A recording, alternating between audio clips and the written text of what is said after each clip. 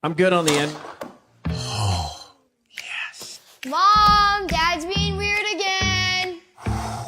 Luscious. Honey, So full. it's just grass. Oh, it's so much more than just grass. It's a healthier, greener, and more luscious lawn. Yours can be too. Look at you. With Kabursky Brothers Lawn Care. Remember, no shoes on the lawn. Because you're so beautiful. Call or click today.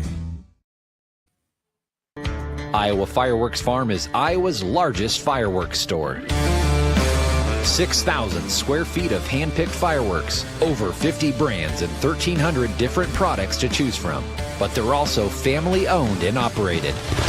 Iowa Fireworks Farm is the one stop you need to make before July 4th. You'll find them just south of the Metro. Take I-35 to exit 43 at New Virginia. Head east and look for the Big Red Barn. At Iowa Fireworks Farm, the toughest part will be deciding what not to buy.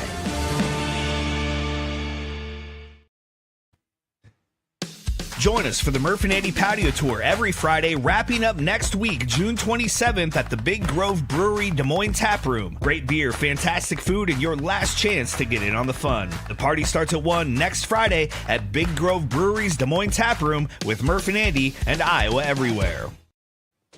Attention all campers. Keith Murphy. What I do have are a very particular set of skills. Skills I have acquired over a very long career. Andy Fales. I'm telling you straight, it's my way or the highway. Powered by AD. Just a bit outside. Murph and Andy. Proudly presented by Ramsey Subaru, live and on demand across Iowa Everywhere from the Channel Seed Studios. Murph and Andy, connected by cellular advantage. Yeah, 2025 patio tour at West Town Tap in West Des Moines on what is an increasingly hot day, but we're in the shade and it feels pretty good here, Andy. Yeah, we were kind of worried. Ed's forecast the last few days has been ominous, talking about heat advisories and living inside a hairdryer. Yeah, blast furnace wind coming out of the south. It isn't bad at all today. But then, well, as an umbrella gets blown over, umbrella weed. Yeah, there's some wind gusts.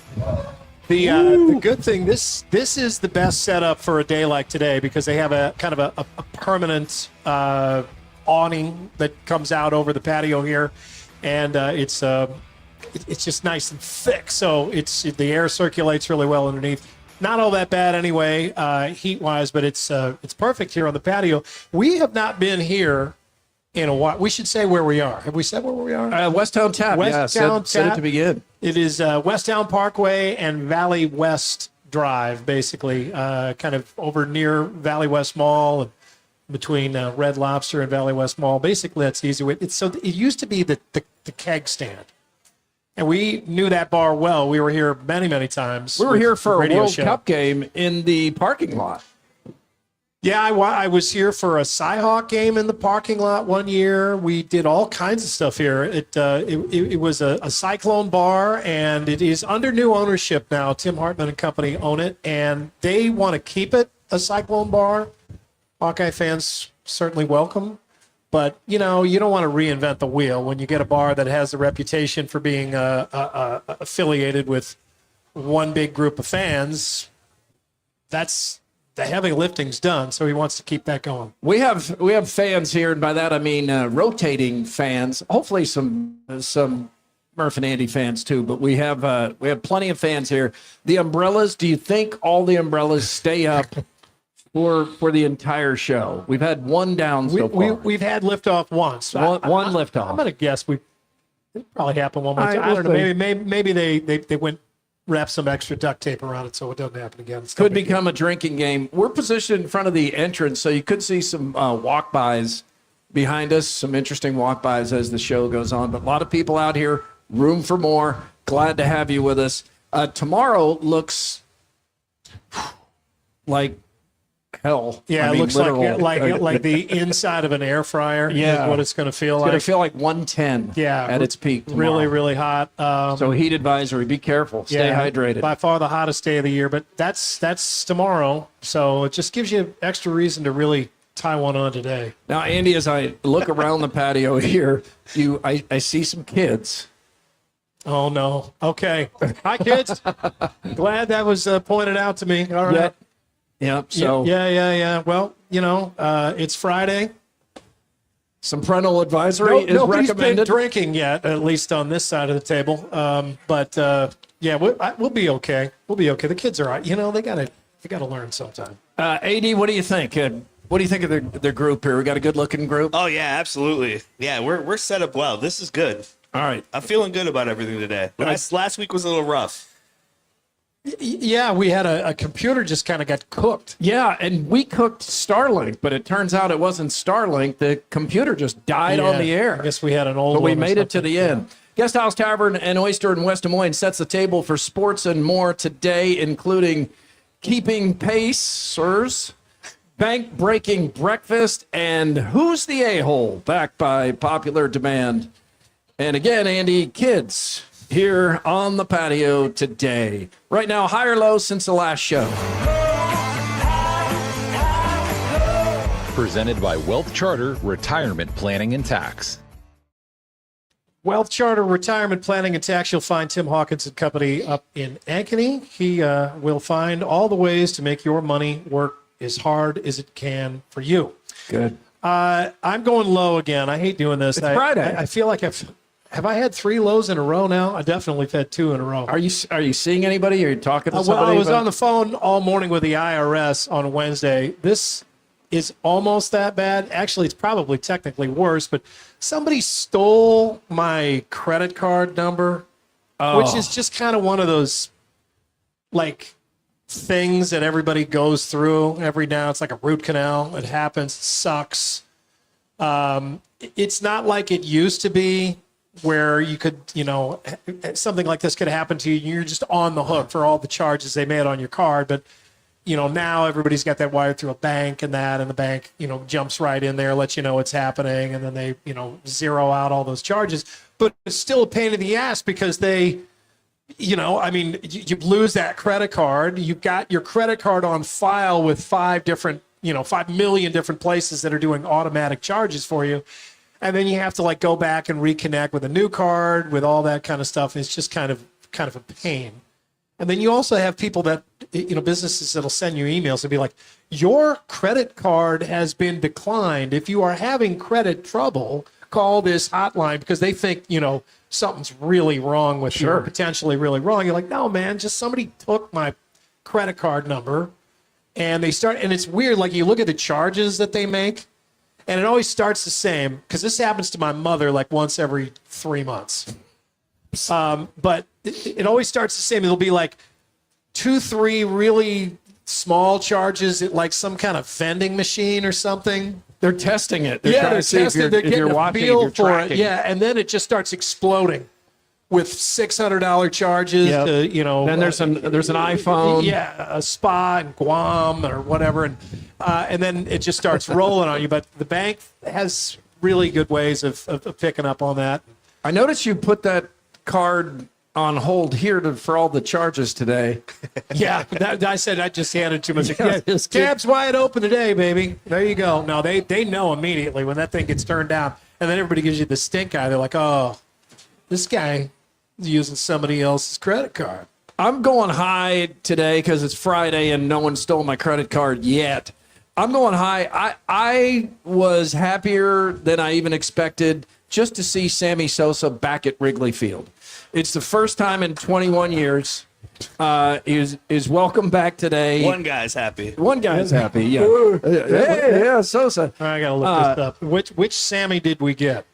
Well, we didn't get Michael Jackson. The Michael Jackson Sammy. We didn't get here. We see if you're watching Sammy Sosa with PCA Pete Crow Armstrong, who's having a fantastic year for the Cubs. But he looked more like Sammy Sosa that we know, and it's just good to have him back there. I know that that is Pete Crow Armstrong. Yeah, little ginger guy. He looks like some little dude. Ginger guy. Yeah, he's just kind of a skinny little. He looks like some guy that was playing video games in his parents' basement 20 minutes before the game. And a little too excited to be meeting Sammy Sosa. That looked like a star. He's a star. Yeah. But Sosa was a huge star, as you know. And Andy, in 1998, when we all got caught up in the home run chase, looking back on it now, you feel naive, you feel stupid. We all should have known better. The two guys in it were taking performance-enhancing drugs, and so were most of the sluggers in baseball, if not the overwhelming majority. And it does cheapen that era, and I know that's part of why Sosa was not welcomed back to the Cubs, and it got contentious between the two. But that was still a thrilling time in sports. I mean, I still enjoyed those moments. And Sammy Sosa sprinting into right field at Wrigley Field and the thrills he provided fans, were they artificially manufactured in some cases? Yes. But I'm glad to see that they have reconciled and that he's welcomed back. I mean, this is not unforgivable considering the era he played in. He had some other transgressions too. I know his that bat went along was with that. He had a corked bat, and he got real sharp with everybody around there. So. He was known to leave during a game sometimes, just check out. I know. Remember when he forgot how to speak English when talking to Congress? Yes. You're not going to take this high away from me. I'm glad they're back together. Yes, he's a flawed man. Everybody like else got all up there of and us. just lied to Congress, and then he was just like, "Oh man, I do have this card that I could play. I'm from the Dominican. I could play that card. Yeah, you know what? The hell with it. I'm going to do it." And he did that. But yeah, it was almost like, and I don't know, I've kind of come around because I've really felt hoodwinked for so long and really been sore at these guys. But it's so long ago now, though, well, and we've seen such worse things. And baseball at the time was in a terrible spot. I mean, they had lost it, right? I mean, they had a strike that went way too long. I think wiped out a World Series, didn't it? Yeah. It was terrible. Football continued to explode in popularity. At that point, football just like ate up the rest of the ground right there. Yep. And so Major League Baseball needed something to get itself back on, like, the front page with American sports fans. And they got it in this form. Now, I mean, if you look back to where Major League Baseball was then, before the home run derby, and compare it to now, it was probably in really good position, right? I mean, it's gotten much worse, but that home run chase was thrilling. On everybody's mind. It was at every water cooler every day of the week. They would break into programming.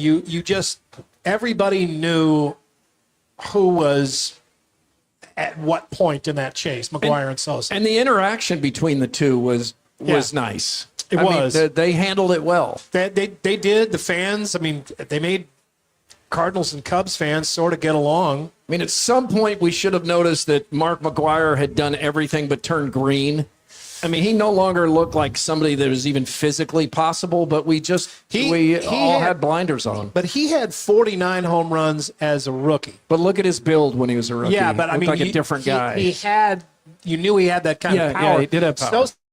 Sosa and so many others came out of nowhere where they were just kind of a doubles hitter, and all of a sudden he went from 30 to 60. Yeah, I think less than that. Yeah, he jumped way up, and so you just kind of looked at these guys and you thought, okay, well, everybody kind of knows, and you kind of didn't want to know more, but at the time we were still really new to all of this. We didn't know what signs to look for. Isn't Sosa still the only player to have multiple 60 home run seasons? I think he had 3 of them, didn't he? I think he did have 3. Yeah. That's of course only one person has a 70 home run season. 2 of them do. McGuire did too. McGuire and he hit 70. Yeah. As I said, there are just two players that have done that. It's time for What's Bugging You. AD, what do we need to know? Yeah, if you go to speakpipe.com/Murph_Andy, that's a lot. So just go to our Twitter page or our social media, and you can find the link to it. It's very easy. Just push a button, record a rant. I will edit it up, add some pictures, and we can play it back here on the show. So here's what we have from this week. It's NBA Finals related. My name is John, and I'm from Adel. One of the things that is bugging me right now is the NBA Finals. I am a diehard Oklahoma City Thunder fan, but I'm also a diehard Iowa State fan, and I am really just torn each game of the highs of the Thunder and the lows of the Pacers with Tyrese and vice versa. It's just been a very difficult series for me to really get into. He sounds like he needs to maybe sit down with a therapist about this. Yeah, had a rough night last night. Yeah, he's really torn about this. Those things happen. That leads us right into the buzz. Sure does. The Buzz. Brought to you by Logier Heating and Cooling. Logier Heating and Cooling probably having a busy day. Yeah, I imagine their phone is ringing off the hook. This is like probably going to be their. I bet it's their busiest day. Yeah. Certainly of the non-winter season. I bet this ends up being the busiest one. Those guys, those poor guys. Don't you hate that? They probably hate that when that happens on like a Friday and a Saturday. Oh. You're like, oh damn it, man! I had plans. Hey, Andy, it's warm enough that I'm drinking water. You're drinking water. Murph is drinking water, everybody. I don't like the taste of water. Does not happen every day. Game 7, Sunday night. So that's the first in 9 years, and the previous 3 Game 7s have all been classics. Pacers responded again last night. This is not what I expected. I just thought this was all setting up for the Thunder to finish this off. Tyrese looked like a shell of himself. He was going to play anyway. You respect it. He said, if I can walk, I'm going to play. But it just all sounded like it equaled the end of this series. No. And this is about the 5th time the Pacers have taught us a lesson. Right, yeah, starting with the first game. Every win that they've gotten has been one that we didn't see them getting. Everybody's glad. I think that's probably it, but this is everything that you could ask for. I mean, neither one of these teams is one that just has, the lion's share of America's attention.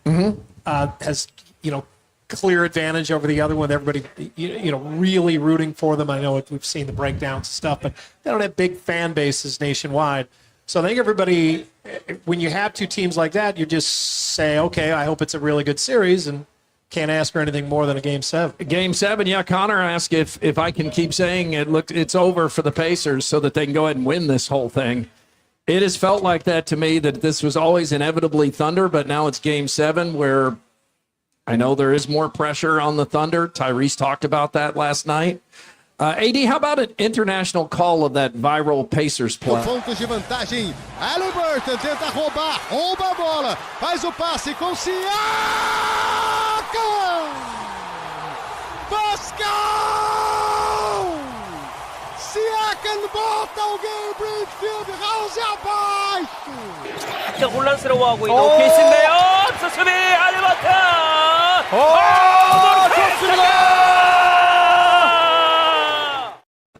Oh, it's great. International calls. Who was represented there, There wasn't AD? a game-winning shot there. No, that was ESPN Portuguese, the first one, and the second one was Korean. Oh, God. The Korean calls are just the best. They're always the best.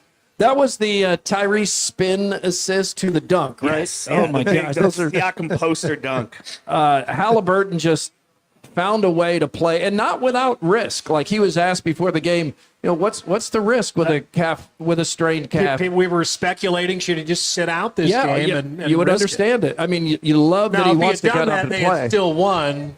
That'll look like a genius move. Well, he was asked, what's the risk? He said, did you see what happened to Kevin Durant when he tore his Achilles because the calf muscle is all connected down to through the Achilles tore. There is a risk. Well, the other risk is they lose the game and lose the finals. Yes, that's also probably true. a bigger risk for a player. Tyrese Halliburton on playing through injury. I just look at it as I want to be out there to compete with my brothers. These are guys that I'm willing to go to war with, and we've had such a special year, and we have a special bond as a group. And I think I beat myself up if I didn't give it a chance. I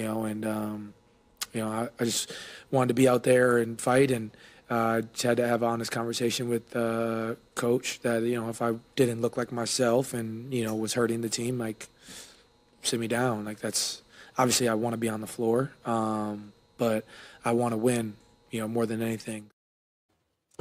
He is so good at the podium and on the microphone, although I find myself listening for the voice change. I do too. Ever since we pointed that out, I don't think he's done it again. At least not I in didn't hear any it of the there. sound bites that No. we have run, and I'm a little disappointed. I want to hear his voice change. Quickie poll results, or Quickie poll, the results will be later in the show. WCI Pools and Spas in Ames and Urbandale. Game 7, is that really the best 2 words in sports? Yes or no? It's something else, and reply if you have something else. Have you seen any replies? Like what's in the conversation? Is walk-off 2 words? Walk-off. Yeah, walk-off is Walk-off, that's a something hyphen. I've seen. There's, a lot of go Hawks, Yeah. go Cyclones, touchdown Iowa from Gary Dolphin. Sure. Yeah. Walk-off works for a number of different sports. Works for football and basketball too, right? Not just baseball. Does it? I've never heard it referred to as anything. I mean, it could. I'm just saying it works. Yeah. It's not even, nobody, oh, that's a walk-off Yeah, three-pointer. right. They don't say that. It's a game winner. It's a buzzer beater, something like that. But Buzzer beater is a good one. You hit it, then you can just walk off the floor because this game is over. Perfect game. Yeah. That's good. I mean, but that only applies to one sport. So I think Game 7, I don't know. Look, man, Busch Light. if you're on one side, Busch Light. If you're on one side, you don't want it to go to Game 7. You wanted your team to win in 4. You would 4-game sweep is better than Game 7.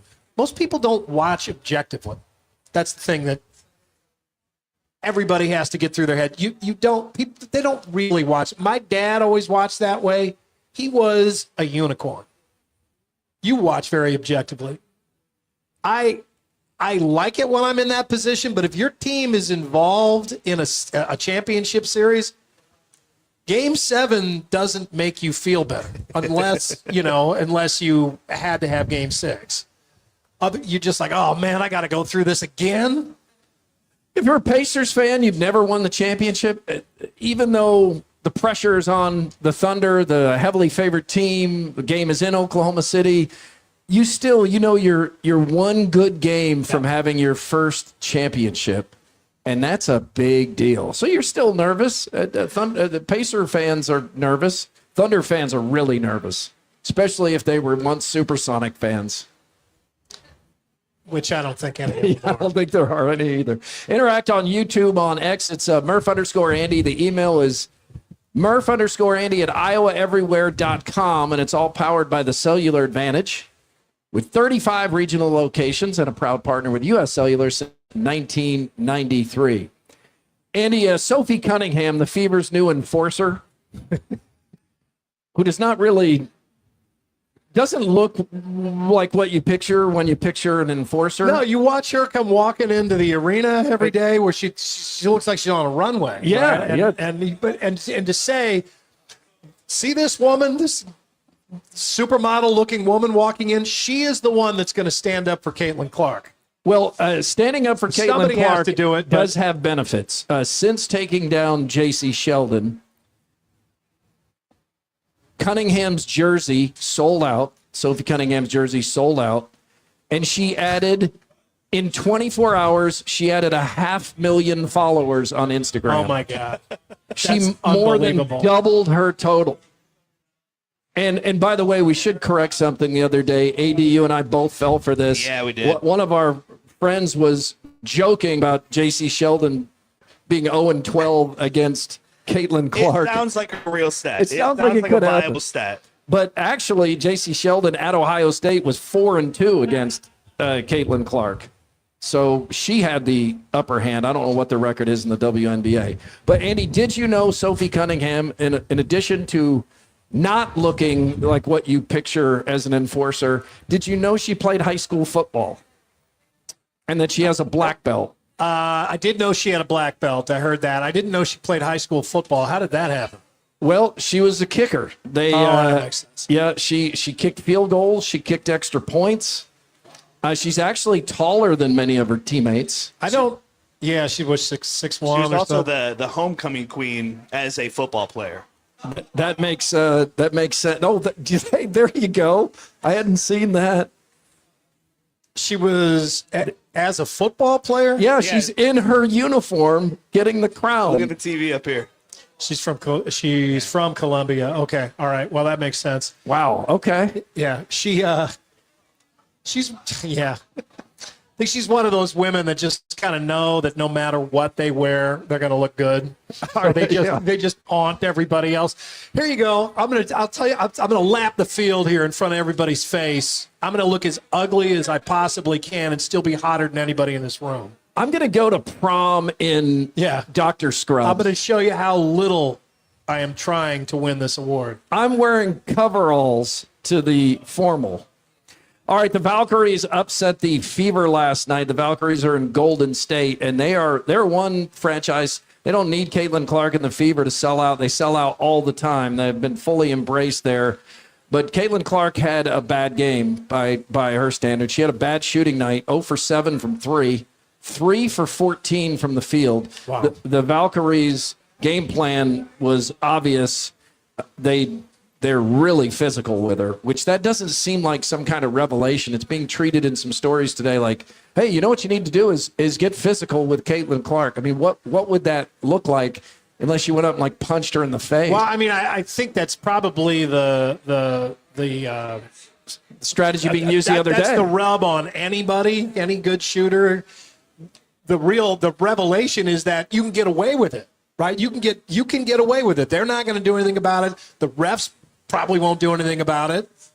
You just go ahead and take your chances and get as physical as possible. I mean, if they had called tighter games, better games, if, Indiana had somebody that would stand up for her more consistently, maybe that wouldn't be, that wouldn't be the approach that every team takes with her. Yeah, the Sun was certainly physical the other night, but she was still hitting shots. And when you're shooting from on an average of 25 feet, you're going to have some off shooting nights. And she had a bad shooting night last night. And the Fever, it's kind of quickly becoming apparent, go as she goes here in the season of contention. Meantime, Angel Reese has trademarked what was intended to be an insult to her, Mebounds, which is pretty clever. That's when she rebounds her own miss. And in the minds of many, pads her rebounding stats by being right under the basket, grabbing Mebounds. I think that's pretty, you can prove that. That's not in the minds of many. That's like true. That she pads her stats? Well, that she gets a ton of her own rebounds, and that's why her stats are so high. It is true, but two things are true. You can take the Mebounds out of there, and she still has really impressive rebounding stats. But yes, she has far more rebounds because she misses so many shots at point blank range and then gets the Mebounds. So it was used as an insult against her, and you do like that when somebody grabs an insult and then owns it. I think it's smart. Take it. It's not something you could do all the time. But I think it's taking the jab away. Yeah. Here she's going to profit on it. Yeah, in this case, yeah, absolutely. I mean, I think some insults are so insulting that you just need to ignore them. But this one is something that she basically turned around and said, "Okay, I'll take the Mebounds, the Your Bounds, the C Bounds. Anything coming off the glass is mine." It's a smart way to. It's a smart way to present it too. It's like, yeah, all rebounds are Mebounds because I want it all. Right. Credit where it's due. I think this is smart of her, and I think she handled this well. And for those of you that think maybe it's difficult or even rare for someone to just be able to take a word or a phrase and trademark it, you should be reminded of a few things that maybe sound like they're just a ubiquitous phrase in the culture and that they're so common they couldn't possibly be trademarked. Well, you would be wrong. Listen to some of these. Other phrases that you may not know are trademarked. Some of these we know. Some of these I didn't know. Let's get ready to rumble. I knew that was trademarked, and I think Michael Buffer has made a small fortune. He has made $400 million. He made a big fortune, is what I intended to say. Jeez. I would just think that, hey, let's find some other phrase to use so we don't have to pay for this one because clearly the price tag is high. I think his brother even got into the act with some other want-to-be catchphrase. It's time. Yeah. Has he trademarked that one? It's time? Well, I'm not sure. Doesn't that sound like something you couldn't trademark? Like people just say it too much? Like But beer. I guess if you trademark it, you give it a shot, the worst they could say is no. Three-peat, that's trademark. That's Pat Riley, That's right? Pat Riley, and ironically, he trademarked it in 1988, just as his team was trying to win 3 consecutive NBA titles, and then they lost to the Detroit Pistons and didn't get the three-peat. He still got the copyright for commercial use. Jeez, that's wild. That's hot. That's hot. Isn't that how you should? That's hot. In that just trademark, don't give a shit term, like tone that Paris Hilton always had. Again, So it's Paris Hilton. She made that catchphrase famous on a reality show, The Simple Life. Later That's hot. acquired 3 trademarks for it. 1 for use in men's and women's clothing, 1 for electronic devices, and 1 for alcoholic beverages. Like when she was under house arrest or something? What kind of electronic devices? I don't know. That's hot. That's hot. That's why your iPhone turned off. That's hot. It's too hot. You cannot be serious. John McEnroe. John McEnroe owns that. I don't know that I've heard anybody else say that. Have you? I feel like I've heard people say Well, it. I mean, you can't be serious, but I don't know that how I've would seen they it in a use way that that? makes Yeah, him money. like a promotional way. Yeah. This sick beat. Taylor Swift owns that. Really? Mm-hmm. I don't. When I think of Taylor Swift, I don't think this sick beat. After 2014 album 1989 debuted, she trademarked 5 famous phrases from her songs. This sick beat, party like it's 1989, which is just one number off of what has to be Prince's copyright, right? Yeah, party like it's 1999 is more ubiquitous. Because we never go out of style. Could show you incredible things and nice to meet you where you've been. No one can use those famous lines commercially without paying Taylor Swift. Really? Well, she needs money. Let's Roll, trademarked by the Todd M. Beamer Foundation, now called Heroic Choices. He was, of course, one of the passengers on United Flight 93 on September 11th, 2001. He and other passengers working together to overtake the hijackers, ultimately crashing the plane into the field in Pennsylvania. His last words overheard by an airphone supervisor were, "Are you ready? Let's roll." So, The really great movie, but difficult to watch, United Flight 93. oh, such a good movie. It's so good. But like that movie gets it right. The Let's Roll had kind of become like this over the top, what a football coach might say right as you go on the field. But in reality, Todd Beamer he says it very matter-of-factly in the most heroic terms because he knows he's about to die. Let's roll. And they hear him say that over the phone, so they actually got a little bit of context there. They just said, "Are you ready? Let's roll." So Heroic Choices trademarked Let's Roll to sell merchandise and give the proceeds back to the charity. That's nice. Bam, Bam, bam, bam. Emerald Lagasse has got that. That is an example of onomatopoeia. What does that mean? That is a word that sounds like it looks when it's typed out. Bam. Bam. What's another example? Like splat, maybe. Oh, yeah, something good. like that. Wow. Yeah. Okay. Wow might be. Yeah. All right. Yeah. Wow. Yeah. That's onomatopoeia. Yeah. Wow.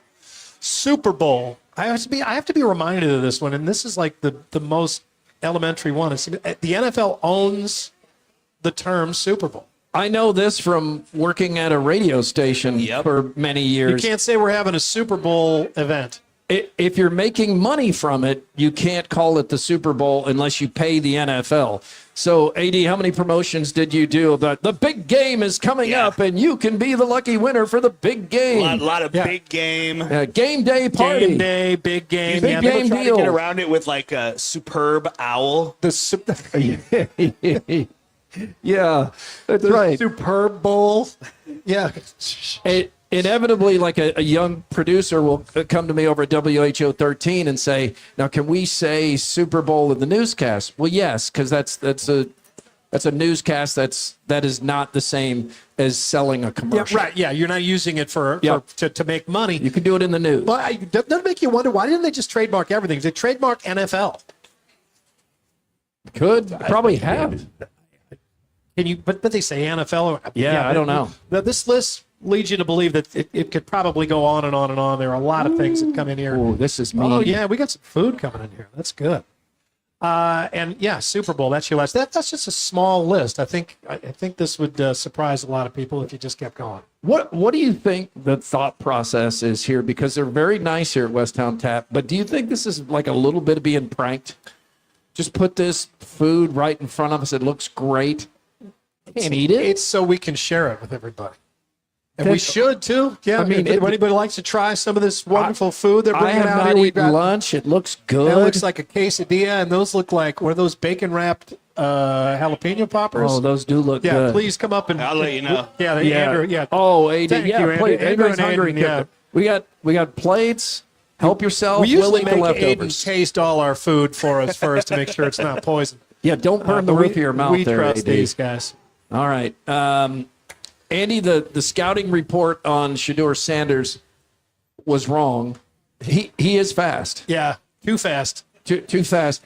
This month he's been clocked going 91 and 101 in the Cleveland area. Yeah, and going 91 in a 65. He then didn't show up for court or pay the ticket, and then he was pulled over going 101. We've seen the body cam footage, and both the officer and Shedeur Sanders are come off well, I think, for the most part. They it's all you know how fast you were going? No, 101. No, I couldn't have been going that fast. No, if you're going 101, you know you're going 100. At 101, you are putting people in danger. I mean, you're driving around Cleveland going 101. You're putting yourself in danger. I think you got the 101 first, so at least the second time they could be like, wait a minute. I think it's the other way around. It is the other way around. I think he added 10 miles an hour. It could probably still work. He's just like, you didn't know you were going 101? And we're like, well, just, last week I didn't know I was going 92. Yeah. Right. Oh, okay. Yeah. All right. So if you're a Browns fan, does this worry you? I mean, we know young men. I was one once a long time ago. I was a knucklehead. You do stupid things when your brain's not fully formed, which happens at age 26 for a guy. Yeah. So it takes a roughly. while. Yeah. Roughly. He's not there yet. I think that. But a little bit. It does add a little bit. A little bit. There's no doubt bit. because these are the things that tanked him on draft day or draft week, basically, because it kept going on. Maturity questions. Maturity questions, decision. The choices that he's made. This is a choice. He's just driving way too fast. The entitled stuff. I mean, those kind of this stuff is not going to make those charges go away. But we don't want to be too hard on him because our good friend Chris Hassel, when he was this age, he was exactly the same. I think didn't Hassel got like 4 tickets in a month? I think he got 3 the same day. I know he got a ticket when he didn't have a license. We had to have somebody at 13 had to drive him to his assignments. I think he got a ticket one time when he was just stopped. He was just sitting there because he hadn't responded to him. Because he was like in the car. He got so many tickets. Remember that we were like, oh my God, how bad is this going to be? Because to drive the station cars at Channel 13, they do a background check on you, and they're looking up your driving record. Well, Chris's driving record came up, and it looked like you had done a search for Smith in the New York phone book. It was like 1 million entries. We're like, what in the world? What was he doing? And he was like, oh no, that's out of context, and I can explain all of that stuff. How can it be out of context? Well, he started explaining them to us, and like 20 minutes later, we got bored and left because it just kept on going. It did. But so he had to have Chris. Brandon McCauley had to drive him around. Brandon had to be Chris's chauffeur. Yeah. Like Chris wasn't allowed to drive. He would have to, even if Chris was going to use the camera. Brandon wasn't. But Brandon had to drive him there and be like, okay, Chris, take your camera and I'll see you in a couple of hours to pick you up again. It was like dropping him off at school. Yeah, he was like his mom for a while. I remember being called in and the discussion taking place. Chris probably doesn't even know this. It's like, hey, this new guy of yours, to do his job, he's got to be able to drive a car, which is an absolutely reasonable thing to say. I was like, I know. Well, we can't just have somebody drive him around. And then we had the talk of, well, maybe he's worth it. Let's give it some time. And he was worth it. Now, but that isn't happening now. In his defense, he wasn't the only one at the station that had that restriction placed on him.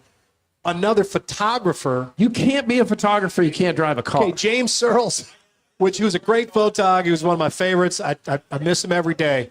But James, he's also, not dead, by the way. He had a lead foot. He had a lead foot also, and he couldn't drive.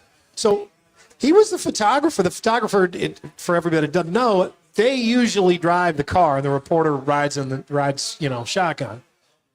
But James had to ride shotgun, and somebody else would have to drive so he could get out with his camera and shoot. They would have to wait for him, and then take him. And how long did that last? Like 6 months to a year at the most. Yeah, but that's a drain on resources. That's for sure. Hey, Andy, good news. The Cowboy cheerleaders got a 400% raise. The new cheerleaders go from $15 an hour, going to go up to $75 an hour for the vets. This is because of the Netflix series. It's only because of the Netflix series. Well, it's not because they were like, whoa, $15 an hour for some of the most visible people in this stadium seems like not enough. But if you're the Cowboys, don't you also feel like, well, people aren't coming to watch the cheerleaders? Whatever we pay them, I don't it's think the they can same. say that in Dallas. No. The cheerleaders have become way too famous. Some people aren't going to watch the cheerleaders. Yeah, there's always those creepy guys in like the lower row trying to get their number and stuff. Yeah. The Cowboys cheerleaders. yeah. So Jenny and I watch this on Netflix. It's kind of surprisingly entertaining. I imagine they have some rules. They do, like when you pose with a Cowboy cheerleader, to your point, they make the man hold a football, and Keep then their hands. Then his hands can't do this or this or this or anything. So it's a smart move because they've been It's because harassed. somebody ruined it for the rest of us. Be a There's no gentleman. doubt. Yeah, absolutely. Season 2 coming out. By Want the to way. see those hands? As a matter of fact, I want them on this football. Season 2 of the. I haven't seen season 1. Well, you got some catching up to do. You wouldn't like it, I don't think.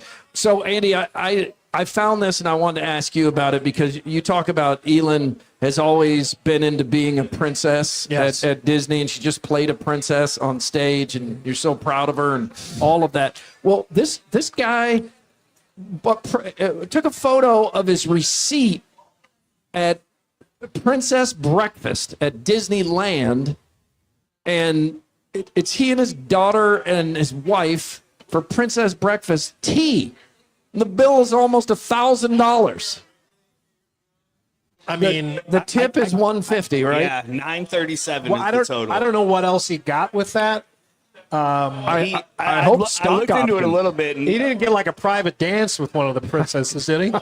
there was like 6 of them, but it was like a pretty standard bread. Like he got like steak and eggs. But It wasn't like a pretty champagne room breakfast No, it was with like the a pretty- princesses. It was like a pretty standard, nice breakfast. Yeah, tea just meant tea. Oh, you want the princess tea? Oh no! You thought you were getting the T and A breakfast. You were just getting the tea breakfast. At Disney World, do high prices shock us anymore? No. And I worked there. That's nuts. I wouldn't do that. I mean, I imagine it's the princesses come in and what do they eat with you and just sit around the whole time? I don't know. You know what you notice though, working? They only charge that because they can get that. One of the things you do notice when you work at Disney is that most of the people do not look like they're having the time of their lives.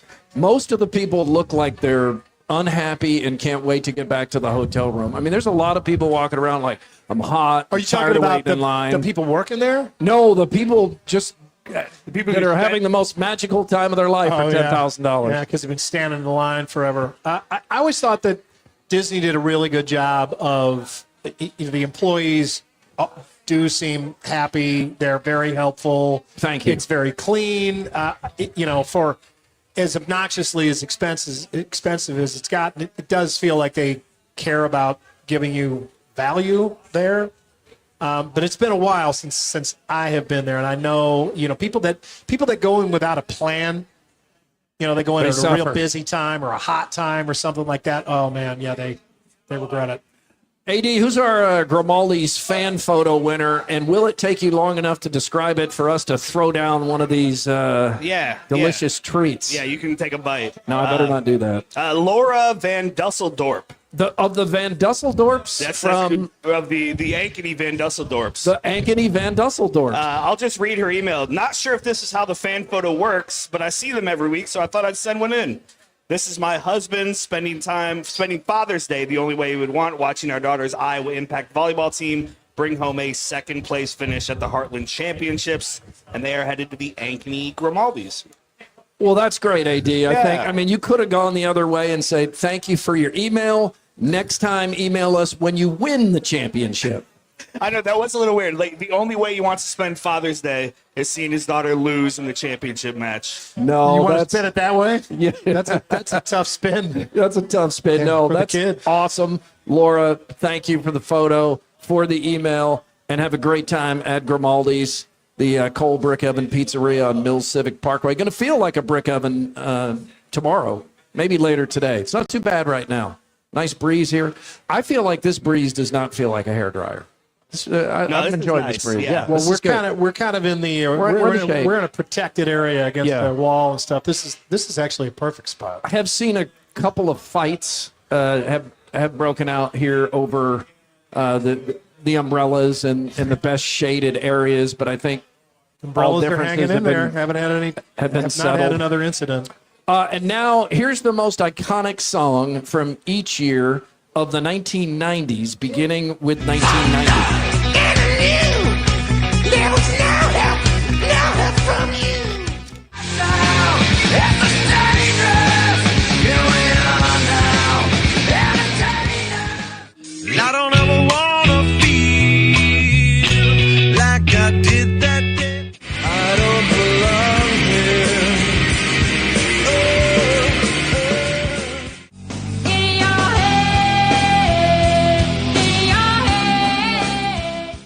As I walk through the valley of the shadow of death, I take a look at my life. Yo, I'll tell you what I want, what I really, really want. Don't tell me what you want, what you really, really want. Change, I can change, I can change, I can change, but I'm here.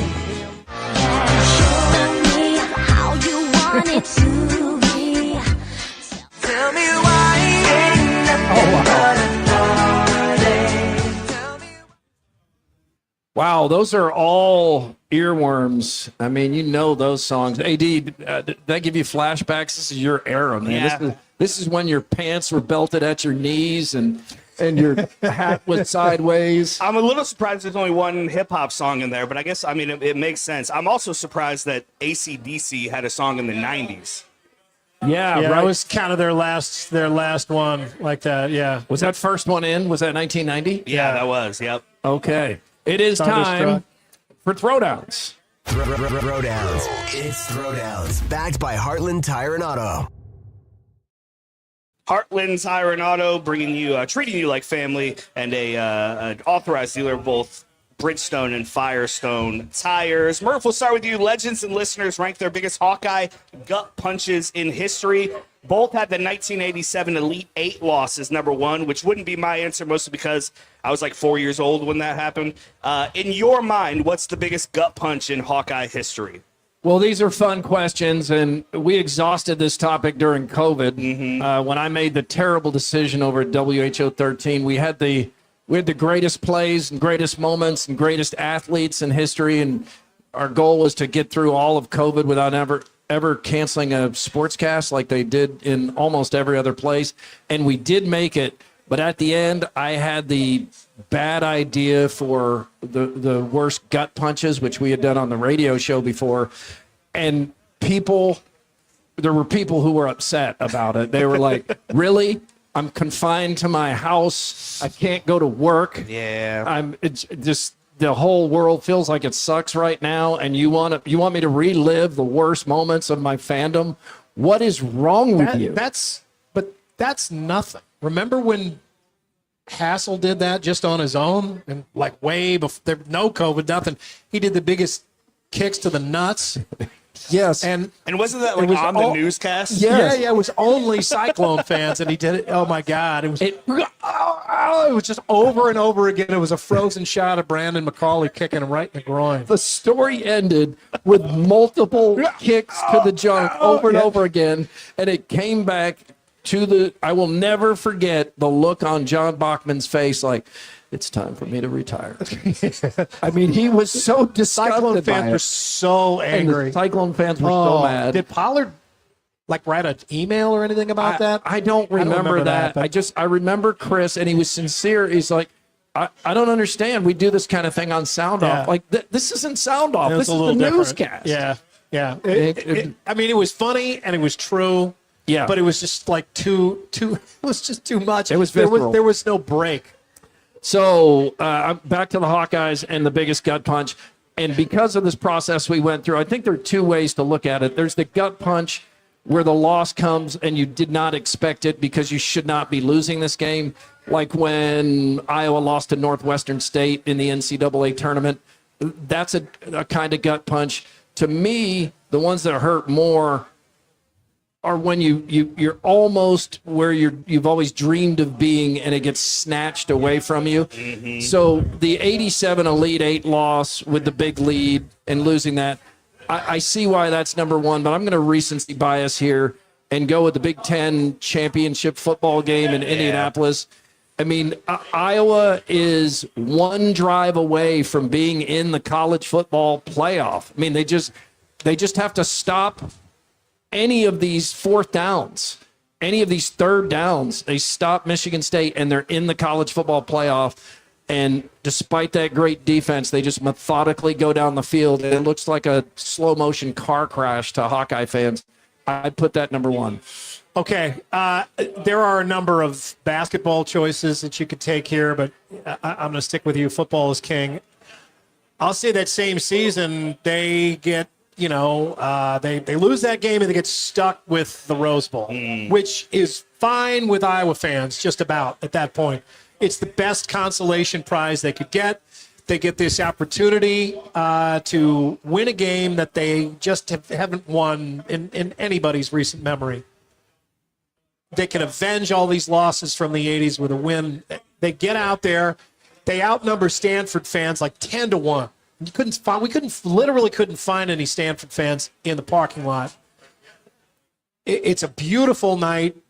They've filled the Rose Bowl. Hawkeye, I feel like it's the last time I even cared about the Rose Bowl. We're all there. We've sent our entire crew. Everything is there. It's all set. We had 6 people. Fans had driven in. There were so many Hawkeye plates in the parking lot. I mean, people had driven from all corners of the country to be there, and they came out there and just turned the punch bowl immediately. Christian McCaffrey single-handedly just eviscerated them. Yep. It wasn't even close. The Stanford band comes out, starts making fun of everybody, which they do, just rubbing it in. I mean, it could not be worse. It was a contract hit. It really was. The only one who benefited was the beer stands. Remember looking out from the press box in the first quarter, and every beer stand was like, I guess I will just go get another beer. Yeah, I guess I'll do that. All right, Andy, same question for Iowa State. Again, a whole bunch of them. I think you have to go with the Elite Eight in 2000. 2000? Yeah, Palace 2000. of Auburn Hills. Palace at Auburn Hills. It's an incredible team. It's Marcus Fizer and Jamal Tinsley. The whole team is loaded. They're rolling. They get a lousy draw in Michigan State, the eventual national champion, playing in their own backyard. But they still play well. And it's coming down to it. It's very close. And then they just kind of lose their grip late in the game. Emotions take over. They can't get it back, and they lose. And looking back over that, they've never been anywhere near that close again, despite having arguably some teams that are just as good as that one that year. But to be that close and lose it, I mean, that close to the Final Four at least. could make a case for that Iowa State team being a 1 seed, but they're a 2, and then they get matched up with Michigan State. And the conventional wisdom from basketball experts was whoever wins this game is going to be the national champion. Ooh, thank you. And that was right, because Michigan State wins the game. But I was there for that. I remember I talked to our news director, Al Sedka. He was on the phone with me midway through the second half with the plans for the Final Four. Oh, yeah. Everybody was planning ahead. Yeah, we're sending the 5 p.m. because Iowa State was up like 6 or 8. Yep. It looked inevitable. And then Paul Shirley gets that double foul, and everybody's going, what's a double foul? And the basket gets waved off. It's completely hard to figure out what's going on. Then Iowa State can't make some shots. Then Eustace gets run. He goes out onto the court. He gets tossed once he knows there's no chance the Cyclones are going to win, and Michigan State goes on to win the national championship. So that's it. That's the big gut punch. All right, we're here at Westtown Tap, which has gotten a big makeover since the last time I was here. Andy, what's a place in Des Moines that needs a makeover? Well, there's a bunch of them, and I love seeing it. But I'm not going to give up on the Simon Estes Amphitheater down on the river. I mean, we need a riverfront auditorium, venue basically and it's hard because it does flood. But it was when it was not flooded, it was such a great venue. You had the backdrop downtown behind it. It was right in the East Village, so you could basically park anywhere and just walk around the East Village, go to the concert for a little while, go somewhere else. It was just ideal. Right near a hotel, several hotels, and they haven't really gone back to it since. I mean, they just kind of lost it to the flood, surrendered the whole thing, wrote it off. I still wish that they would, even if it's not in that exact spot, find a way. We have some other outdoor venues, but they're not the same, and that's right downtown. It's right on the river. Things have improved so much around there since then. It would only be better if they found a way to do it. Any place in Des Moines that needs a makeover? Anywhere. WHO 13 newsroom. I have been a part of at least 3 budget projected makeovers because I've been there 30 years and nothing has changed. Not a desk, nothing. Everything is exactly the same. And the sports office, in sincere fashion, even a few years ago, our news director, Rod Peterson, came over, pick a chair, pick this. How would you like this? And you could see the excitement on his face. He thought it was going to happen. That was at least the 3rd time that I had assisted with, well, it'd be great to have this, and I hate sitting with my back to people, so could we turn, yeah. And every time the budget comes around, it's like, all right, we're going to lose that. Should we have new cameras or a new desk for the sports office? Yeah, we need the new cameras more. People don't see the desk. So at one point, Jenny and a bunch of people came in, and we just painted the newsroom ourselves. That was in 2008. Has not been painted since. And the carpet hasn't been changed since then. But we and it's a nice building. It's a really nice building. Yeah, the building's fine. Great studio. It's a little like the Hoover building, where it kind of looked, not the Hoover building, the Hoover building. No, not the Hoover, what is the building that's coming down over there? Not the Neil Smith building. The federal building, the federal building that had the Department of Agriculture in it with the mirrors all over the front of it. It's totally, I'm totally losing it.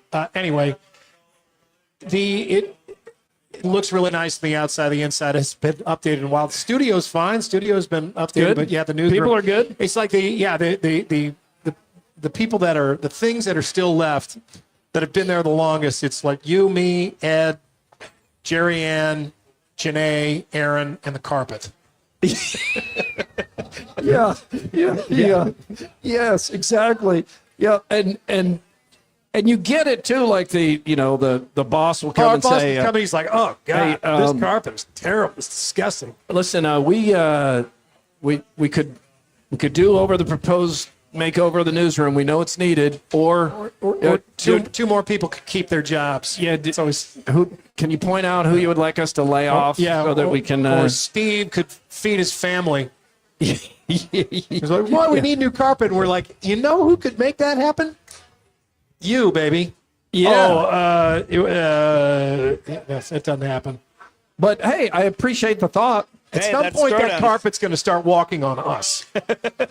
We are just 5 days away from the Iowa premiere of the F1 movie with Brad Pitt. Whatever platform you're watching on, put in the hashtag Palms if you'd like to win a couple of tickets to the premiere Wednesday, 7 p.m. Hashtag F1 Palms. Oh, sorry. Hashtag F1 Palms. These started coming in the moment the show went on. Yeah, these are hot tickets. I get it. So I just saw NBC Nightly News. What is this, Friday? Last night, they ended the newscast with like a 4-minute feature on this movie. And the director, who's from Marshalltown, Joseph Krasinski, he directed Maverick, which is fantastic. Yep. And in Maverick, he insisted on no CGI, and all the pilots had to go up in the planes, and then they put a camera in front of them. They're not piloting the plane, of course, but they put them in a back seat, and it looks like they're piloting the plane, but all the action is real. Well, same thing with this. He insisted on the same thing. So all like Brad Pitt, the other star of the movie, I don't remember the gentleman's name. They're in the cars going 180, and the IMAX cameras are in the cars with them, and that's all going to be up there on the big screen. And the buzz is phenomenal for this movie. And there's Brad Pitt. So that's all coming up. Hashtag F1 Palms. Yes. AD, you're going to be there. Yes, I am. I'm excited. I can't wait. I did that haptic trailer on my iPhone. If you go to the Apple TV app, makes your phone vibrate. It makes your phone vibrate. The surround sound. I had my son do it. He was like freaked out. It was awesome. That is really cool. AD, I really appreciate everything you do. Thank you. You're behind the scene, well, somewhat behind the scenes, and he gets a lot of work in. So just take a moment for yourself, if you would, and call out the nature of a certain particular fan in the fan world. Yeah, so Dodgers fans are the absolute worst. As evidenced by this video. See this guy, he taps the guy on the shoulder in front of him. He's like, "Hey, can you get the guy in front of you?" That guy looks, he's hey, not you, the guy in front of you. That guy. And this guy's like, "Okay, who? Yeah, him? Yeah, him. Get him." And then see the guy in front of him is a Padres fan. And so once they finally get that guy, boom. Hits him with the bird. Now, hopefully that Padres fan got out of there with his life. You never know. Jeez, man. The delayed reaction here on the patio. Pretty clever, though. Pretty clever. Tip cap to that. Confluence is the official beer of Murph and Andy. And Confluence is where good things come together. And speaking of Confluence. Yeah, the Old Cheers Tavern. to Friday, everybody. I don't think this is Old Tavern. Cheers. There you go. Yeah. I got Des Moines IPAs. What I'm drinking today. Yeah, same. Yeah. Mine's in a fancy glass. This thing's been sitting in front of me for a while. Oh, finally. Had to wait. Woo, All right. Had to wait. Oh, no. Hey, Mooner. Oh, boy. There's the #1 Drake fan there. Hey, Brian Mooner. Yeah. Ready or not? Yeah, here's Scott. Hey. Well, hey. We got a spot for you right here at the table. It's Scott School. Scott School is cool. Yeah. All right, before you start talking, first of all, hello. Hi. I've never seen a shirt made out of a terry cloth bathrobe. Well, it's funny because actually I was in the bath in the shower. I have a terry cloth shirt. Yeah, I like it. Yeah, I dig it. Yeah. You know what? I've been spending more time with your son, Cade. Yeah. And I haven't picked up the Zen habit, but I have picked up the better fashion habit. I mean, Cade wears like the coolest shirts, and he's inspired me. Okay, Scott, I just want, before we get going, want to point out there's some children here. There's Buffalo Bills fans, more importantly. Go Bills! Yeah. This is it was a Bills ball. It was. Yes, back when we were the cake stand here, we were here all the time. Westtown Tap. Had a lot of broken hearts here at the old Westtown Tap.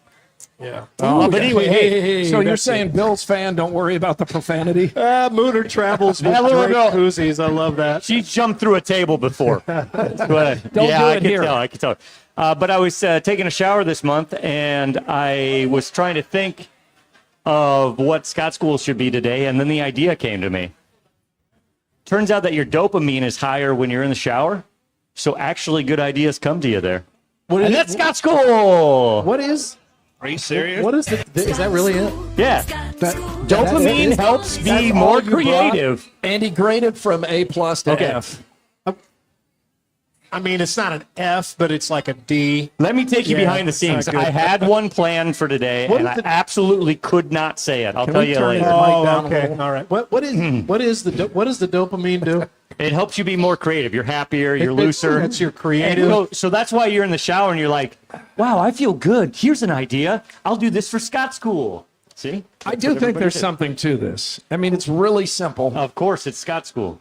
I thought you might go with the. Yeah, you know what? I'm going to pass on You know, that. you guys are kind of joking, but I literally have to have his mic. I know. 10 decibels lower No, than I ours. wasn't kidding. Just to make it he was- sound okay. He's making my ears hurt. It's not me. It's the microphone. Yeah. Which is so close. I'm surprised it's not rubbing against your mustache. I still have the floater, by the way. You do? Yeah. Yeah. From Oh, the you do? No way. Yeah. Really? Also, hey, Daniel noticed you said, I noticed this too, Scott, you said, I took a shower this month. Yeah. They got to laugh. You hear that from the crowd Oh, here? that was an intentional joke? Yeah, oh, they man, all don't laugh. you hate Isn't when that that like, see? happens? They like- You're see trying to back tell here, a they all joke knew. and nobody gets it? There's Scott's they little all crew laugh. there. Oh, man, I'm sorry. All right. Scott School is presented by Hoodoo, the Odd Job Marketplace. Our legs are touching, guys. I know it's a little It bit. feels a little. I can feel. You guys need to shave. I can. Like our skin isn't touching, but our hair is entangled like Velcro. I got kind of hairy legs. I You think. do. It's the Yeah. most manly thing about you. Jeez, that was mean. I mean, you're a manly guy, but All right, let's get to the stupid quickie poll. this is important. Yeah, and this is actually getting a lot of response on Twitter. Yep. Oh, yeah. What this is the good. worst part of owning a cat?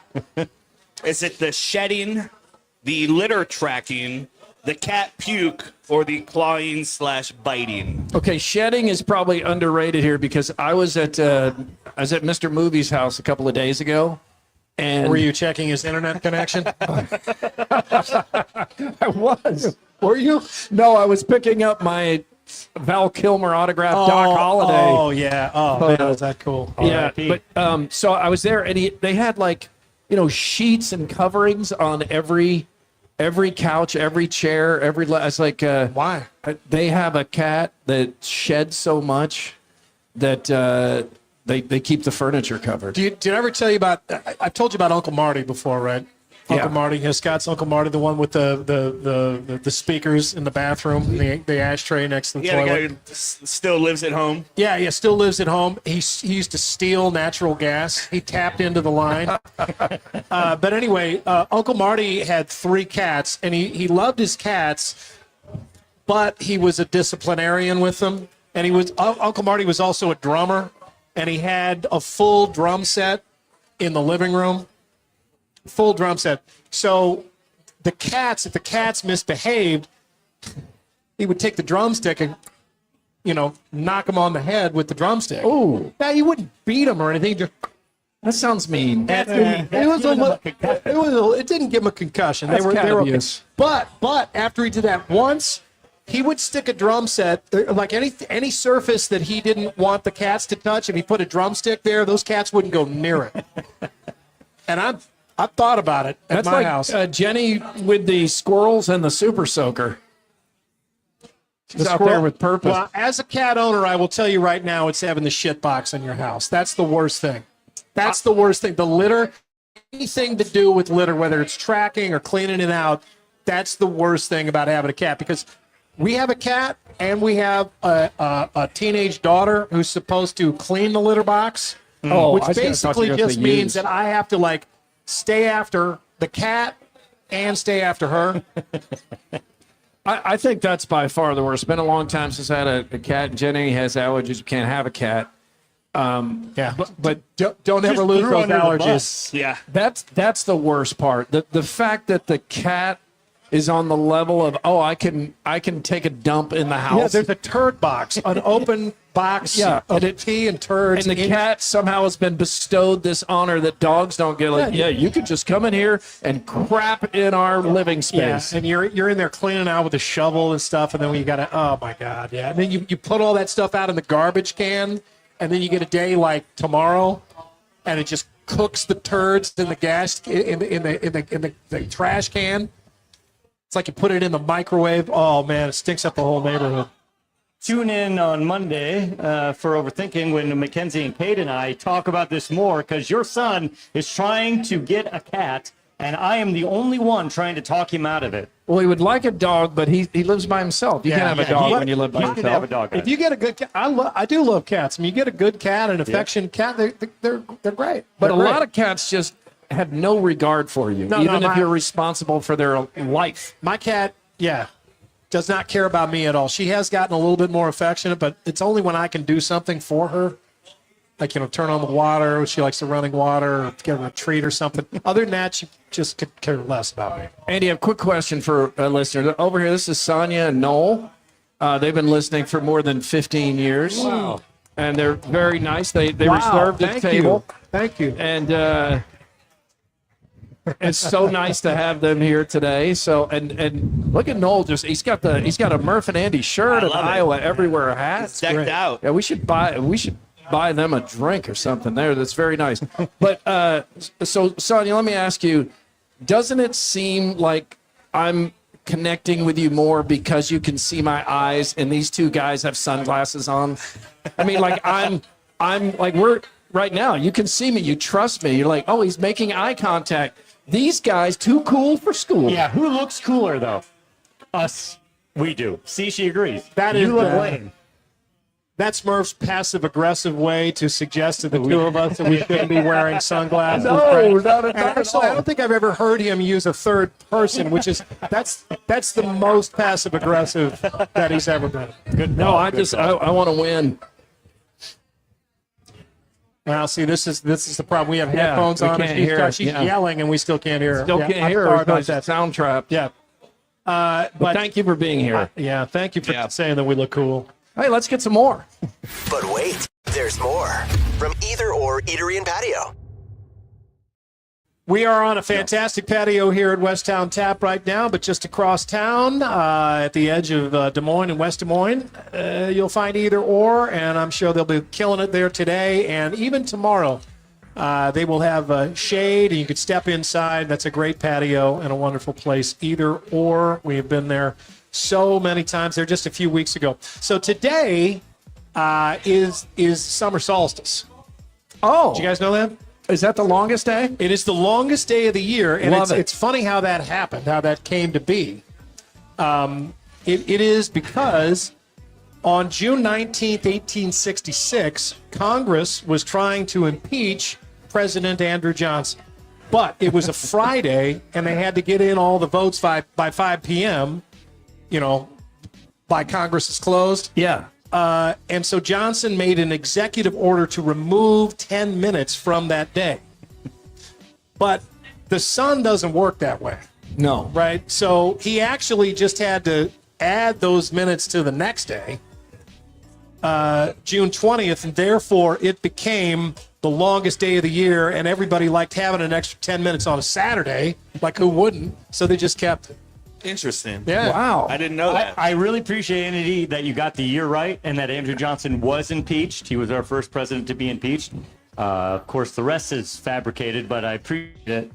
He's challenging you right now because he feels like you one-upped his Scott School. My Scott School is true. You 10-upped his Scott School. But here's the thing. You can tell, I think everybody here is aware, Scott, you came here, you sat down, you're like, oh, I haven't even given a thought to Scott School. What's some random fact I know? Oh, that's right. When you're in the shower, your dopamine goes up. And then Andy, with prepared notes, he's just done a touchdown dance. Andy's friend Dylan gave me Scott School because I sat down at that table and I didn't have one. Is it Oh true? my God! Yeah, it's true. It's that recent. That's why they're laughing so much. They're like, that's actually true. That's a new low. Look, he texted me. That's a new low. That's true. It's actually Texted true. me. You have literally one job on this show. I know. Scott. I know. All week to think about. You're I right. know. It's a burden to have to rescue this show every week. Show after show after show. We walked right into that one. You're being heckled. All right, here we go. The city of Des Moines says its spray grounds will reopen today as of noon. They're open right now. They had been closed because they're trying to save water, which the nitrate levels are so high right now. But it is a point where those levels have come down, and it's just so hot it is dangerous. So noon to 6, the splash pools, the spray grounds will be open, and then the splash pools will reopen with full regular hours. Although the Ashfield Park wading pool will remain closed until further notice. And then next week, and this is big, and I did not hear this from Ben Page, like he wouldn't just tell me this and say, hey, look, I can't be official about this yet, but you can get the word out if you want. He wouldn't do that. Birdland Pool getting set to reopen. Early next week, they're going to test the water there. That's going to be big. You need it. You're going to need it next week. Well, they could use it this week. All right. Burglars broke into a Lincoln, Nebraska home, and what did they steal? They took his money. $3,000 in quarters. That's his bowl fund that he'd been saving up. How Nebraska is that? 3 quarters? The guy's savings account is in coins. How heavy is you that? want to talk about one more thing that was dead after 1995? Coins. $3,000 worth of coins. That's got to be heavy. That's his life savings. It was 150 pounds worth of coins that they stole from this poor bastard. Wow. Scott, could you bench press those coins? Sure could. That's my favorite. Oh, Scott's doing a bit. No, he's not. All right. From the website boldy.com, the headline reads 13 boomer-inspired life skills that are weirdly useful today. But we will title this discussion topic, Jesus. Millennials and Gen Zers are even more screwed than we originally thought. Oh, wow. Okay. They are apparently are discovering for the first time some of these skills. For the first time? Yeah. The sewing. Like you can sew on your own button. I had a button fall off today, and I'm going to go over to my mom's house and have her sew it back on. Do you know how to sew? No. Not at all. No. Do you know how to sew? Yeah. You were a Boy Scout. You were a high-level Boy Scout. I don't think there was a sewing merit badge, but I think that's Girl Scouts. But I can repair teddy bears that rip open. The stuffing starts coming. I can repair teddy bears, and I can put not staples. I literally almost stapled my shirt today. No, then he couldn't take Teddy on the airplane, which set off the metal detectors. And I can sew buttons back on. I could do that. I think that's good. That's really cool that you can do that. My mom made her own wedding dress. Oh, wow. That sounds like Jenny's mom does that kind of stuff. Yeah. Jenny's mom has an incredible sewing setup. She's part Amish. Yeah. You think she also really can churn butter. Yes. Good. All right. So, handwritten notes. It's all about sincerity and personalization. Wow, I could just handwrite somebody a note and get more credit for the note. I tell our kids this all the time. You want impact, send a handwritten note because no one does it anymore. I've stole that. Keith taught me that. I have now these little cards. I write a letter and I send in the mail. People love it, Keith. Thanks for that. You're welcome, Scott. Navigating paper maps. Oh, man. That drives me nuts. What? Oh, my God. When you get in the car with one of the young photographers, and they're like, yeah, we're going to go to Roosevelt High School. And they're like, no, hang on a second. Plug that into my GPS. It's down the street. How do you not know your way around? Do you look up? Look up. But we do get dependent on GPS, as you know, from RBTV, when Ed and I put in what we didn't understand was a street in a different state instead of the street we needed to go to. But if somebody handed you a paper map, you would know what to do with it. I would. But we went the wrong direction. It's a map. Yeah. You would, Murph? Looking at. You would? What direction is that? Stand by. That's north. Ah, sure is. Well done. Wow, very nice, Murph. There you go. I had a 1 in 4 chance. I think it's technically northwest, but the skill of small talk. Oh. Ooh. How do you get out of there? Really are people that don't make any small talk? Oh yeah. Yes, because of this. Yeah, you put because in, of the put in phone. your earbuds and nobody talks to you. That's what I do at the grocery store. I don't even have something on most of the time. You Just have it in so nobody talks to me. Think of the awkwardness of flirting with a girl or vice versa. Like they don't really do that It's always anymore. They felt just that way. Yeah, it's just I know. It's It just what it tells me is that you can impress young people by doing almost nothing. Oh yeah. I mean, like the most. Hey man, watch.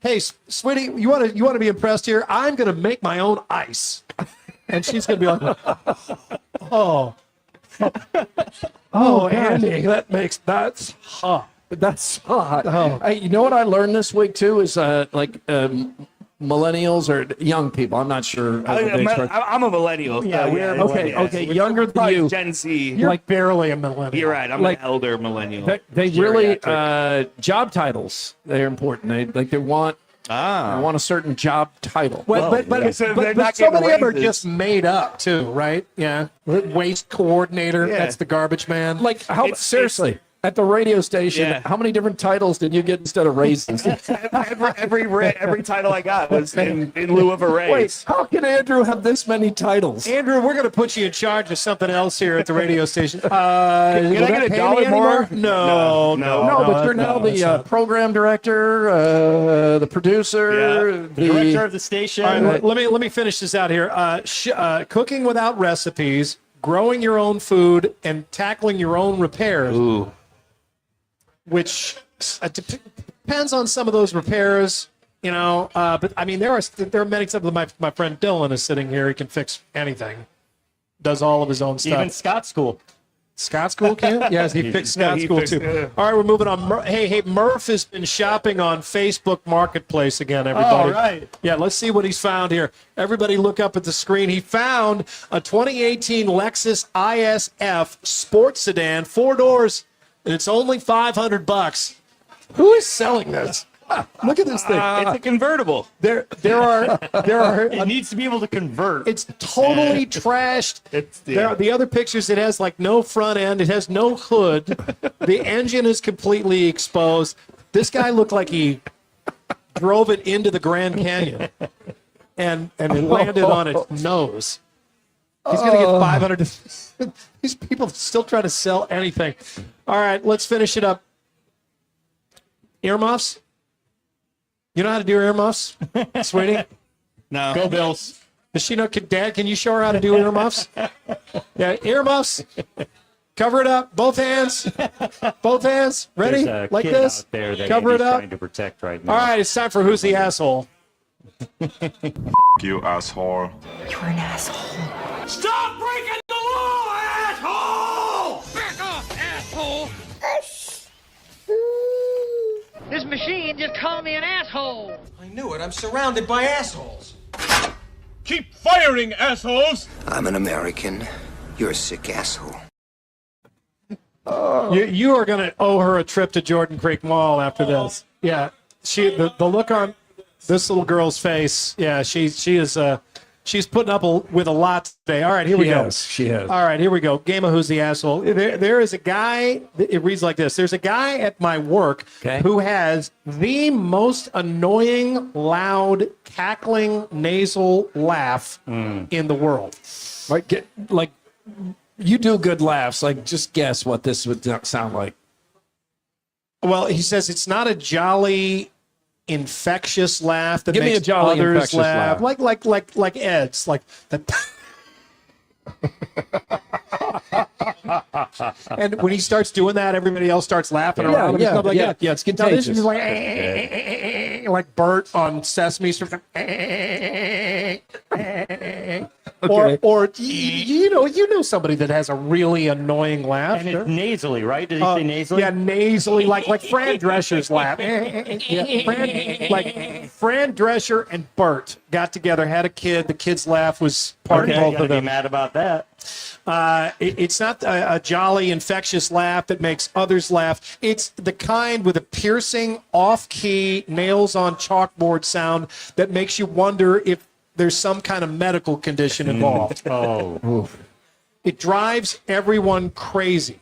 This is in a workplace, Yes, right? the work- yes, yes. Especially when many of us are on our phones filling orders, and he is laughing at every little thing that pops onto his phone. Ooh. Finally, I had enough. He was laughing while I was on the phone with a customer, and everyone around me is rolling their eyes. So I got off the phone and blew up at the guy. Ooh, this sounds like an episode of The Office. Yeah, it does. I said, my God, you have got the most annoying laugh in the world. The rest of us can't work, can't even think when you're laughing. Can you think of the rest of us and be more professional? Oh. Ooh. Well, the guy was crushed. Oh. His face got all sad, and he said something like, I'm sorry, I'm just a happy guy, I guess. Not anymore. Up until this, I was happy. This guy's jumping off a bridge tonight. He says, I know I have an annoying laugh, but I can't help it. Are you asking me not to be happy? Oh. Good line. Well, so bad. Everyone heard it and looked at me like I just farted in church. When I know they wanted to say the same thing to the guy. This person's a good writer. I kind of apologized. He's clearly trying not to laugh so much now, and it's helped, but I feel a little bad. Who's the asshole, the guy with the annoying laugh or the guy who said something about it? Oh, it's style on this one. Right? Like, there's a way to approach this topic the first time that's a little more gentle. Well, how you would that ramp be? it up. Could you not laugh? I think you go up to him and be like, hey. I mean, you're Andy. asking them to not do something that we all want to do more. Yeah. But it's all how you frame it. You go up to Andy, because you have an annoying laugh, and so we'll have this conversation now. Andy, dang. Hey, I really like you. I've really liked working with you. I have something sensitive to say to you. Don't hate me, but your That is laugh such an sometimes- Iowa way Yeah. to approach this. That is. Your laugh is sometimes abrasive and it's distracting the rest of us. I don't want to get in the way of your jolliness. We love your personality here, but is there a way that we can maybe work on this together? That is such a Thank you. wussy way to say that, though. I mean, Yeah, well, that's the first time, and then after that, then you drop him to the ground. You jump through a table on that. Andrew, guy. keep an eye on his mic if you would. then Keep an ear on you it, I bring the guess. hammer after that. Yeah. Andrew, you're always a good judge of this stuff. I mean, I don't know how you can go the other way. The guy who's annoyed with the laugh is obviously the asshole. What?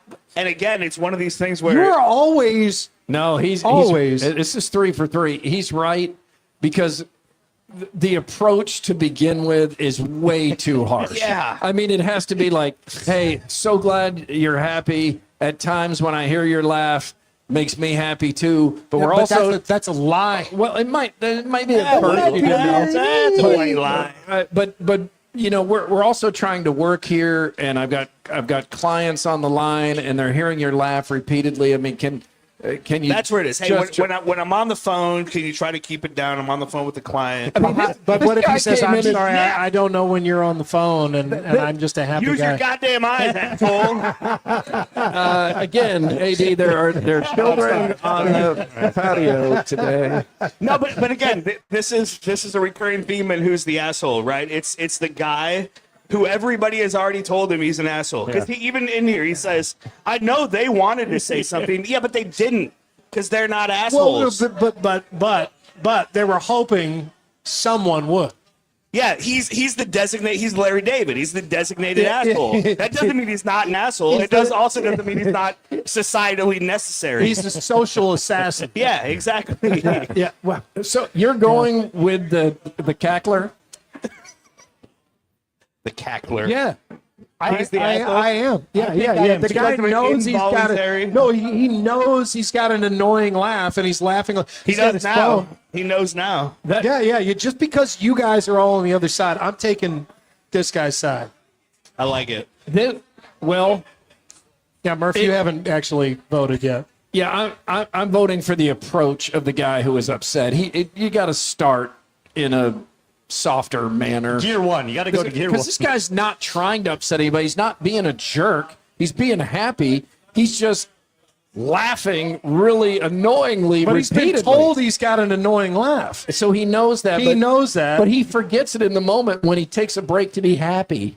I guarantee this guy is not that happy. This guy is probably the saddest guy in the office. But everyone, almost, probably everyone here, but almost at least everyone has been on a team or in a workplace or in a family with someone with an annoying laugh, and it does wear you out. Have we had a Who's the Asshole segment that was not represented by a Seinfeld or Curb Your Enthusiasm episode?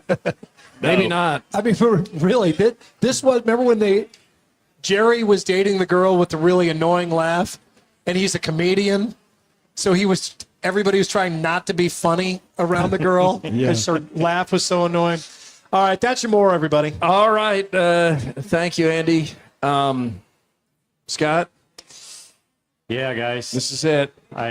We'll see it. Wait, next week's last patio It is. stop. Last Come patio on tour. out to Big Grove. Big Grove. Mhm. Big We'd love to Grove. thank you to everybody who's always come out. Can we get a round of applause for all of you today? Thank you.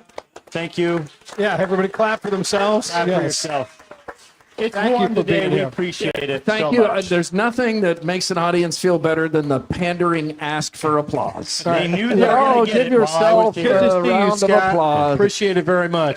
Yeah. And for anybody who hasn't figured this out yet, the show's not over. We just need Scott to Yeah, leave. we need him. Well, Scott, it's been really good. Scott, good to it's see been you. really Thanks good. for stopping by. Can we get you anything The else whole before crowd you is leave? telling me to go. Yeah, Okay. yeah, dude. Would you like a snack? Of What some kind? are the classic "We need you to go" lines? Oh, it's great to have you Can here. I- It's been fun. Can I get you anything else? Do you need your hat? Did you bring a hat? Yeah, Do you need to go to the bathroom? Get your hat. Do What's you your have, hurry? do you have a ride home? There you go. Yeah. Do you know the number to Uber? Yeah. Which table are you sitting at when you're not sitting here? Yeah. I'm going to go back over there. Look forward to seeing you again next week. Oh, we love Scott. Yeah, we do. Yeah. All right. Thank you. All right. It is time for the Andrew Downs audio drop of the day. We call Don't it egg him on. 80 squared 80. Put some stink on these warnings, please. Yeah, some parental advisory. Well, first of all, it's all powered by Game Day Men's Health. We appreciate them. I go to the one in Ankeny. Andy goes to the one in West Des Moines. There's one in North Liberty. Wherever you are, there's a Game Day Men's Health near you. There's some parental advisory is necessary, although earmuffs are not necessary. Nothing vulgar is going to be said here, Murph. That's right. I Don't worry, place Murph. bleeps to make you hear things that aren't actually being said. This is all innocent conversation, all had here on Iowa Everywhere. But what you hear is on you, not us. It's This Week in Iowa, unnecessary censorship.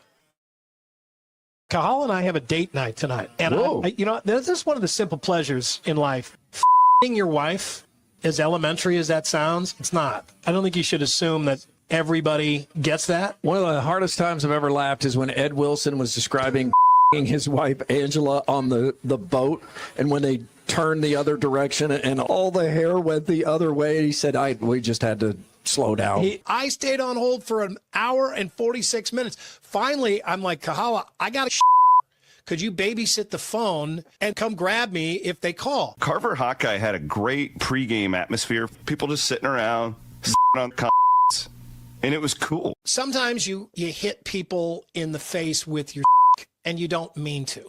They're just playing hard and their comes up and it hits somebody in the face. You have got to be responsible for your stick. He's talking about hockey. Yeah, it's stick. You're responsible for your stick. Ah, Stick, right? Stick. Oh, Stick. man. Oh, And he's dating his wife. Yeah, I was dating my wife. Yeah. Right. Yes. Going out on a date with my wife. Chris is the general manager here at Westtown Tap, and I'm just going to say that I just live across the highway here, so I am so glad that this place is here. You guys have put a ton of work into fixing this place up. What was that like? To be honest, it was a chore, but it was fun to watch it grow. The way everything's set up is kind of how it was before, just kind of a fresh makeover. But one exciting part is we're waiting for the show to end, and we're actually going to start a new renovation. We're actually going to do a little flip-flop and centralize our bar and main dining area to our game room over here. The bar is going to be about 3 times the size. It's a big bar as it is. Bar setting. That's And then quite an announcement. we're really wanting to centralize our main dining area to everything because we're really 4 quadrants here. We've got, a large patio, the game room that I think would be better utilized up front where it is, smaller area, the dining in the middle, and we've got a big spacious party room that we reserve out quite a bit for free in most cases and run a lot of parties back there. So It's such a big space. yes. Oh man, well, good luck to you, man. We've had some home renovation going on, and that's tough. Trying to exist around renovations going on. I mean, that's so much going on in your space, and you got to keep the business open at the same time. I mean, in the end, you're going to have a place that's totally different. No, absolutely. And the big thing was rushing to get open. We were kind of pushing deadlines and got extended about a month out from our original plan to open in October to November. So a lot of it coming to the end was really slapping together, get to where we get open. Now that we've been established in here for, 6-7 months, we've had time to plan out this remodel. We can bust it out in about 2 weeks. We'll just have to close up the game room and kind of shift some things around for a couple of weeks till we get everything open. But it's pretty exciting. I think it's going to be, much better, much more welcoming when you walk in the door too. I think it's really going to work out well. Hey, let's take a break for some fun. You got this really cool West Tap shirt. So we're going to have you throw one to somebody in the audience. Who would like a large West Town Tap shirt? All right, if you need to stand up, you got to put. I don't have the arm I used to. All right, you can do it though. Who are you aiming for? There you go. Oh, okay. All right. Nice job. All right, what size do we have here? These are great. You sell these? We do. Okay, cool. This one's in black. Is it anybody's birthday? Oh, you got to throw it. You have to throw it. I'm going to have to warm up for this. Yeah, you can do it right there. We got a birthday. Oh, that's good. All right, now what is there anything you can hit it like if you try to go, because the wind is blowing that way. You want to see if you go all the way to that back umbrella? You going Blue Moon? I don't know which you pick it. Are we going all the way to the White Claw? Oh, good. Try to hit the White Claw. See if I can. I saw this really cool trick shot thing Caitlin Clark did the other day. Put I'm an feeling eye pretty out. confident. Here we go. Oh, not even close. You did. Thank you. Got the assist. Wow. Look, nothing makes people happier than a T-shirt gun, and in this case, there's the gun. All right, here we go. We got one more. I think it's a we large. missed the left side. Large. Is that large? Medium. Oh, this is a medium. Okay, so we're sizing down. All right. Medium. And go Bills. And sort of. I saw pretty powerful, isn't that? It's a powerful feeling just to. It used to go a little faster and a little further. Well, we all understand. We all feel that way. You're a young man to us. I saw like a cart getting pushed in here, and somebody just brought me some of this. What is it? Shaved ice from the cart? Yeah, actually, Ice one lab? of our what's that? One of our employees, Ashley, has a Italian ice card. She calls Ice Lab. You'll probably see her pop up a lot of events and festivals here. She's just getting that started, and we're really excited for her. Flavored. It's awesome. It's phenomenal. This is the time to break it out too. This is going to be able to go all weekend long here. Oh, I hope so. When you sent the food, more prank or thoughtful? Yeah, because we just had to stare at it this whole 2 hours. To be honest, I was kind of breaking my camera shyness little by little. Yeah. So I figured, inch a shoulder in the first time, walk by the second time. Throwing T-shirts on camera, that'll cure your shyness right there. Tell I won't be getting drafted anytime soon. The word's out. I've got no arm. All right, a whole new look here. Great patio. Hasn't even been that hot today. You've been such a gracious and nice host. This has been awesome. Thank you for having us here. What would you like anybody who hasn't been to the West Town Tap, or even those who have been here and might be thinking about it again? Yeah, absolutely. One thing that when we first opened, a lot of questions were, getting called keg stand, taking over a location that was established. Yep. There's going to be things that are going to be different that, people are excited for. There's going to be things people that are different that, they wish were still there. Mm-hmm. A few of the things we wanted to do is we wanted to keep the steak night alive. That was always a really good night for them. Trivia, Which night was steak trivia night? alive. So on Monday night. Monday night, okay. So there are some staple things that we wanted to keep, traditionally to what was here and what worked before, and then add a little bit more. We went to be more of my sports bar, kind of your one-stop shop. Have the game room. You have great screens in here. We've been in here to watch a game. Yeah, and absolutely, and I think that's a big renovation. We're looking forward to getting that side done. Is surround town TVs from every angle, which some places in the current dining room there's some corners and there's visibility issues. So I definitely think the renovations are really going to be good for game experience, especially come football season. So let me get this straight. If somebody wants to have a party here, they can do that for free? No, absolutely. Like a party room you have? Yeah, we've got a back party room. It's got a capacity of 100 people. For instance, this Wednesday we've got a senator coming to do a meet and greet speech. They're expecting 80 to 100 people. That's free to them. We love the business. We love, getting our name out there. Usually have to rent those things out. Yeah, no, and that's usually not cheap. So No, it's not. Yeah, that's cool. a nice feature. Well, thank you very much for having us here, and we've had a blast. No, absolutely. And we're not done. We're going to keep it going a little bit. Chris, thank you so much. Thank you very much. Appreciate your time. That's Chris, everyone, the guy with the cannon, Chris. Quickie poll results are presented by WCI Pools and Spas. We have 2. Yeah, Game 7, is that really the best 2 words in sports? 75% say yes. Yes. 25% say no, and they've got a bunch of replies in our replies, so check that out. What is the worst part of owning a cat? It's the turd. It's the litter box. 37% agree. Say it's the litter tracking. 32% go with cat puke. The litter tracking does all come back to the cat has permission to crap in the house. Yeah, exactly. Yes. Which I don't own a cat, so I don't know. I mean, it's because they live inside. They need some place to do it. But Meet the Parents, he had taught his cat how to use the toilet. Right? Yeah. But he didn't flush it because he didn't have opposable thumb. And then 18% go with shedding, and just 12% with the clawing and biting. And that can wreak havoc on some furniture. Apparently. That's what people in the comments are saying as well. All right, we need to pick an F1 winner for the Iowa premiere. Let's do it. At the Palms Theater IMAX. F1 Palms. Well, people are really trying to get in on this. I hope Iowa Everywhere doesn't win. That wouldn't be fair. Too. Garen Zanker. Garen's going to have to come down from Jewel. Will he do it? Well, he wouldn't enter if he wasn't willing to drive down. He'll do it. Garen Zanker, way to go. Garen, email me, Murph_Andy at iowaeverywhere.com. Congratulations, Garen. That's awesome. He's always been really good to us, so it's good to see him win. Well, thank you for supporting local media, and be sure to check out the merch store at iowaeverywhere.com like our man Noel did over here. Yeah, he's representing. Happy Hour drops tonight at 6 p.m., so... who's in that show? Jenny, and I just get out of the way. It's kind of how that goes. She is the new star. She's the new star of Iowa Everywhere. She's really their right material. You can see that. Yeah, she doesn't like attention until the show starts. Oh, yeah. If you get a chance, please like, review, and subscribe on whatever platform you found us. Big thanks here to the Westtown Tap for having us out today. Please come visit next Friday. Final patio tour stop. Final stop will be down at Big Grove on Ingersoll Avenue. They got a lot of space there. It's Big Grove and Big Patio, yeah. So seriously, come here.